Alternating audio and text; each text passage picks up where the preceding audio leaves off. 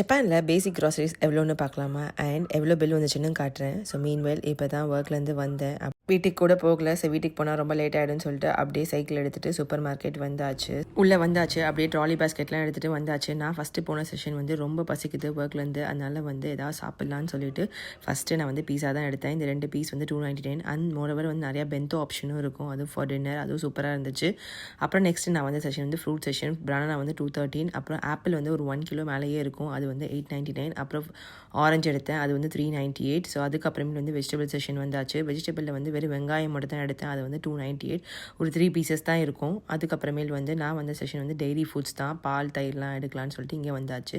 So நான் வந்து பால் தான் எடுக்க போயிருந்தேன். ஸோ பால் வந்து 1 லிட்டர் ஆஃப் மில்க் வந்து 289 ப்ளஸ் டாக்ஸோட 312.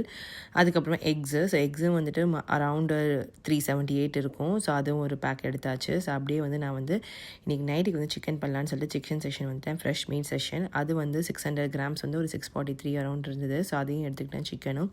ஸோ சிக்கன் எடுத்துகிட்டு அப்படியே வந்து பில்லை போட்டு வீட்டுக்கு வந்தாச்சு. ஸோ இப்போ பில் எவ்வளோன்னு தானே வெயிட் பண்ணுறீங்க. ஸோ பில்லு வந்து 3659ங்க. நம்ம ஊர் காசுக்கு ஒரு 2000 அரௌண்ட் 2000 வருங்க.